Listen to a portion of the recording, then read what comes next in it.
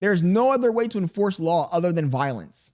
The threat of violence. You break these laws, we're going to incarcerate you. So then that means by definition, might makes right is the base of all reality in the human condition. There is no other alternative because even the laws themselves are written by the person who's in charge. And the person who's in charge because they have power. Their power is derived by their ability to enforce that power through violence. There is no other alternative. So for you to go out into the world thinking that you're going to find some utopia of justice and balance it's fan fiction. It's fan fiction. It's a joke. It's a wishing for a utopia that's never going to arrive. Because there's just too many flaws in the human condition that will never allow us to get to a point where there's true balance and true equality.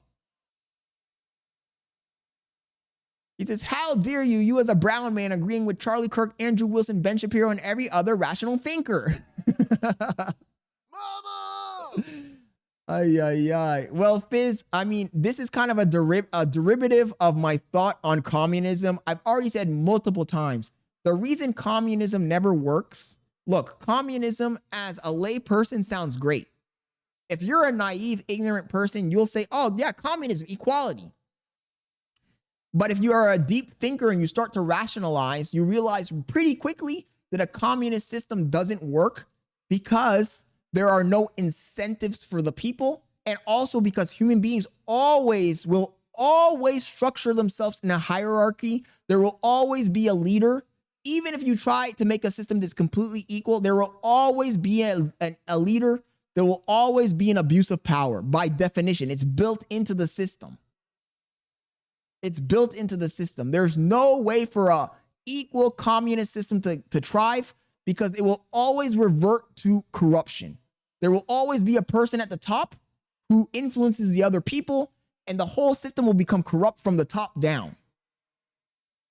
And since there's no incentives for you to work hard and go that extra mile because it's impossible for you to rise above your social status, people are not going to go the extra mile, which is going to cause food shortages.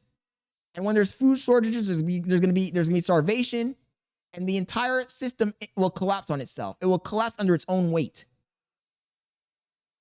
This is the reason why the most efficient system is free market capitalism. And we really actually need to revert to completely free market capitalism with no boundaries. Survival of the fittest, essentially.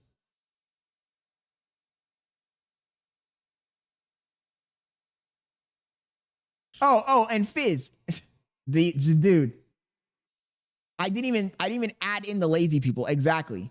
It's gonna be the combination of there being no incentive, and there's also gonna be people who don't want to do anything. They just want to ride. They want to get a free ride. He says, "This is Mother Russia. We do not starve. We starve starvation."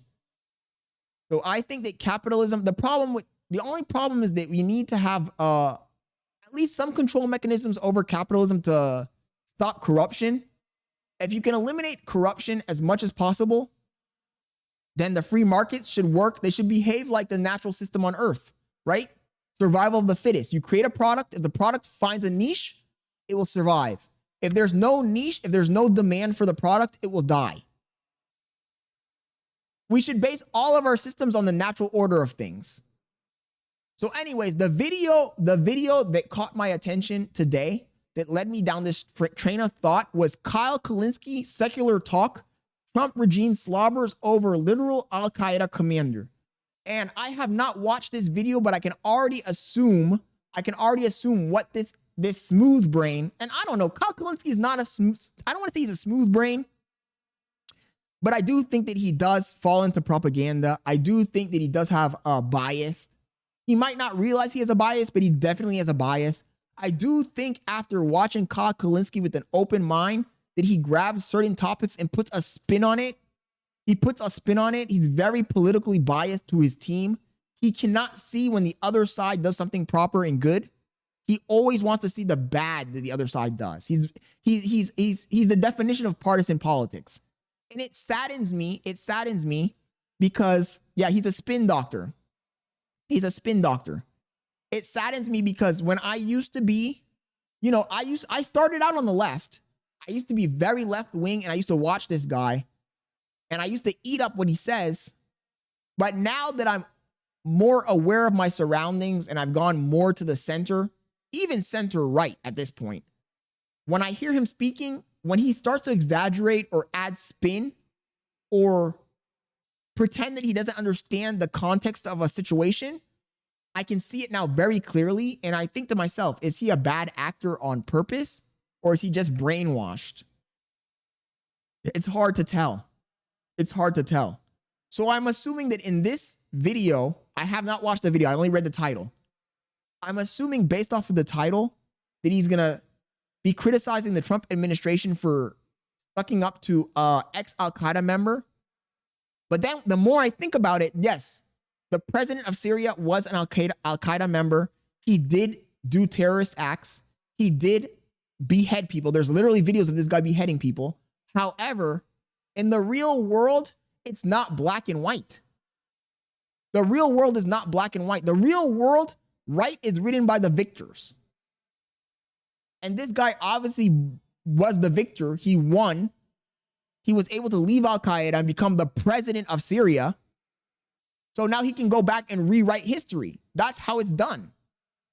And anybody who's going to argue against that doesn't understand power.